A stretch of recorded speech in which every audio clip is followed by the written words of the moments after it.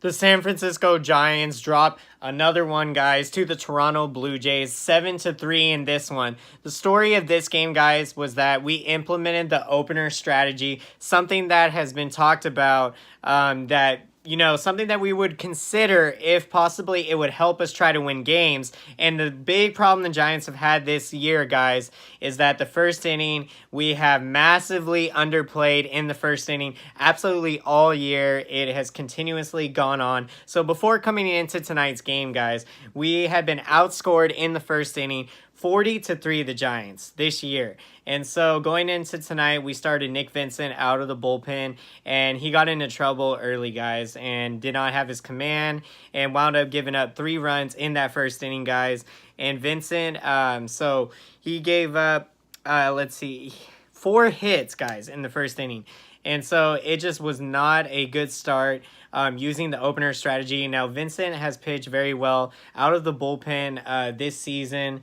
And so raising his ERA on the year, guys, to 3.24. And then the Giants brought in Tyler Beede, who would have been the scheduled starter in this game.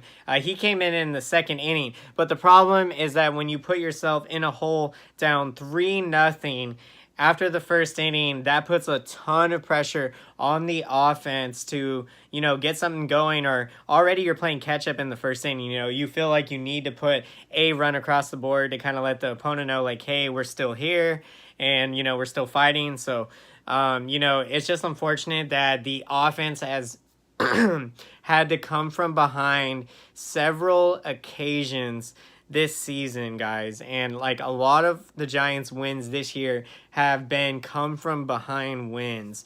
And so it's just not a good thing to keep putting your offense in holes like that. And so I was confident going with the opener strategy, and I mean, it's just a small sample size. I mean, this is the first time the Giants have used it this season, and so we have used it prior in the past. We used it in Game 7, guys, of the epic 2014 World Series in that game. And so there have been occasions that it has worked out in the Giants' favor. So it'll be interesting moving forward to see, will the Giants continue to try this opener strategy? And I mean, I'd love to hear your opinions, guys, down below. Let me know, do you guys think the opener strategy is effective in trying to, pick up some wins, some much needed wins? And so, guys, Tyler Beede coming in the second inning. Beede wound up going 2 1/3 innings pitch, gave up 4 hits, 3 walks, and had 5 strikeouts. Now, Beede pitched a game in Cincinnati previously where he had given up 8 runs in Cincinnati in about 2 2/3 innings, I think it was. So he has not gotten off to the best of starts, but, again, Beede, from what we saw in building up in spring training, I really like his stuff, his command, and, I'm definitely confident with him moving forward. So, that's going to be an interesting story to follow along in the Giants season, with Tyler Beede. And so, guys, the story for the Toronto Blue Jays really for tonight was that Vlad Guerrero Jr. Hit his 2 first MLB home runs. Of course, that it has to be done against us, like the Giants, because, the Giants have seen a lot of historic MLB debuts. We've had a lot of guys do momentous things like walk-offs. Like, I think there was a Dodgers player that hit a walk-off against us on, like, Sunday Night Baseball on ESPN.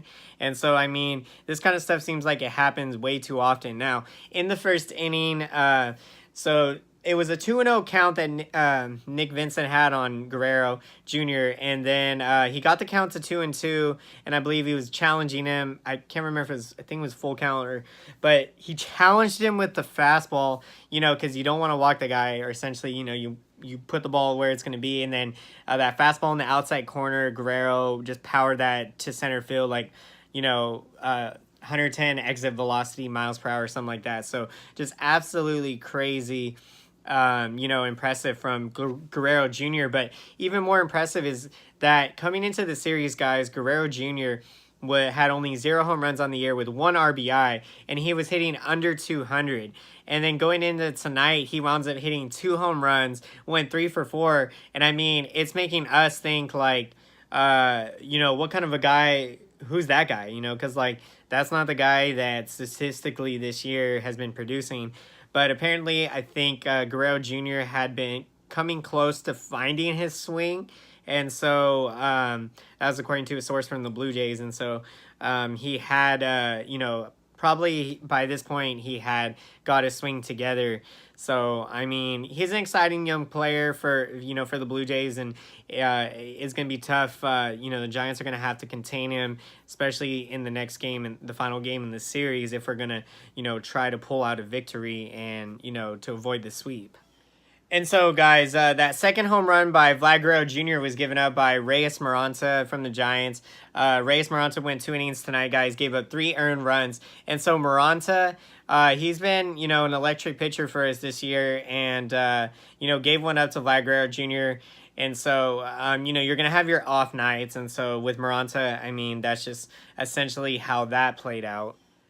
Now, to get into how the Giants scored their 3 runs tonight, guys. So, when we've got our first pair of runs, it was on a Joe Panic single, and then up came Pablo Sandoval, guys, Panda power, and they tried to throw him a high fastball, and they did not elevate the fastball high enough. Panda went opposite field, and, that was able to put the Giants on the board to, get them 2 runs. And then in the bottom of the 8th inning, we were trailing at that point, 7-2, and so the rally started. We got Kevin Pillar came up, hit a nice ball. He just whacked that ball down the left field line, so got a nice double out of that. And then Mac Williamson came up clutch with a nice opposite field, single, but then it carried over into the gap, so he was able to get a double out of that, and that made the score 7-3. So I mean, 3 runs is not a whole lot, but I mean, again, had the Giants pitching been able to, the Giants pitching is definitely capable of holding their opponent to 3 runs in a game. I mean,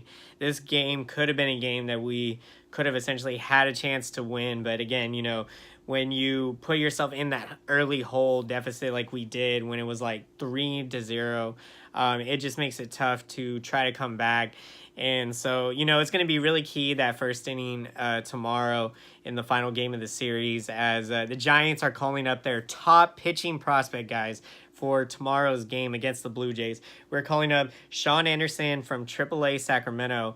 Now, down in AAA Sacramento, he had pitched 35 innings down there and had a 4.11 ERA, guys, in 35 innings in 7 minor league starts.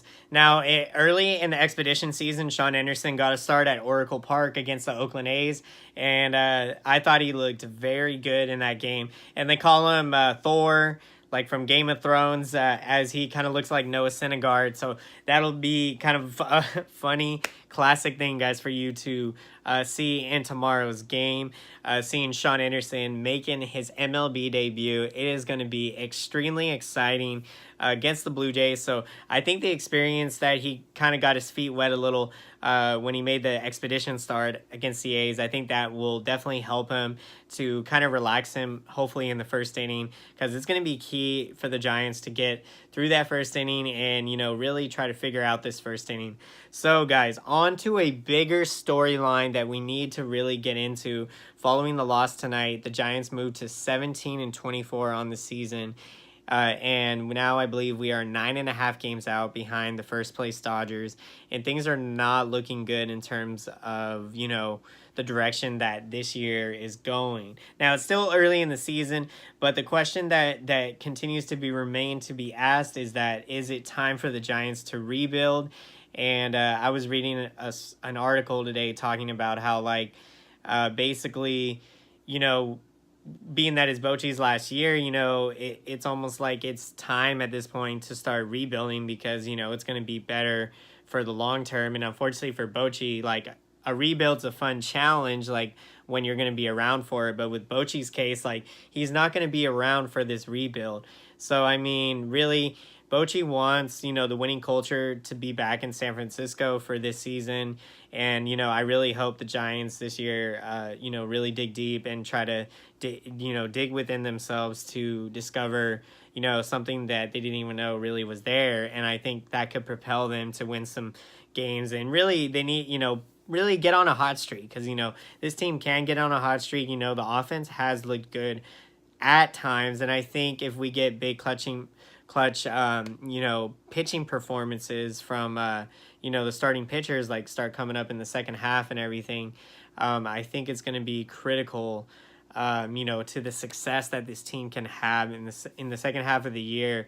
But I mean, really what it could come down to is that Madison Bumgarner could definitely be moved at the trading deadline, as, he's been pitching a lot better. And so his, demand is going to be very high for teams that are in playoff hunt or even in the wild card hunt, because, they're going to say like, hey, if we get a Madison Bumgarner, like, we can win that one wild card game, playoff game. And the history behind Bumgarner's playoff success. So, I mean, being a lifelong Giants fan, like, I really hope, pray that he's, not going to get traded, but, that's out of my hand. And so only time will tell what's going to happen. But, the Giants, if they don't want Bumgarner to leave, I mean, we got to start winning some games, and we got to get back into the playoff hunt, because, unfortunately, if we continue to, lose the games that we've been losing the way that we have, I mean, just losing in general, like losing is not something that is common for the Giants, being that with all the success that we've had in the last decade and the 3 World Series championships. So, this is just something that really could not have really seen coming. We haven't made the playoffs since the 2016 National League Division Series against the Chicago Cubs. And that was an unfortunate inning with blowing the 5-2 lead in the 9th inning, giving up 4 runs and, not coming back in the bottom of that inning, getting a run to tie. But, things happen. We had to move on. And so, yeah, I mean, comment down below, guys. I'd love to hear what your opinion is. Do you think that at this point it's time to go in the rebuild direction, or do you think that this year's team can show some fight to get back into playoff hunt?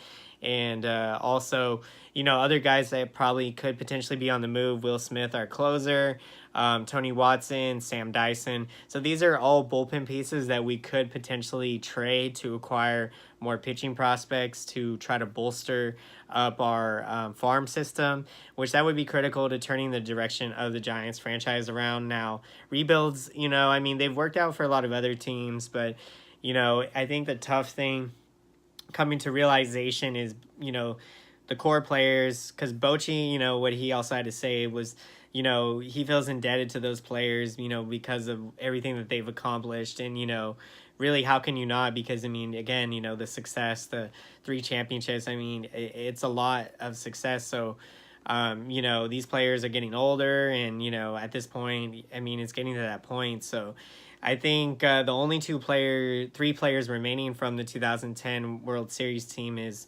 Madison Bumgarner, Buster Posey, and Pablo Sandoval.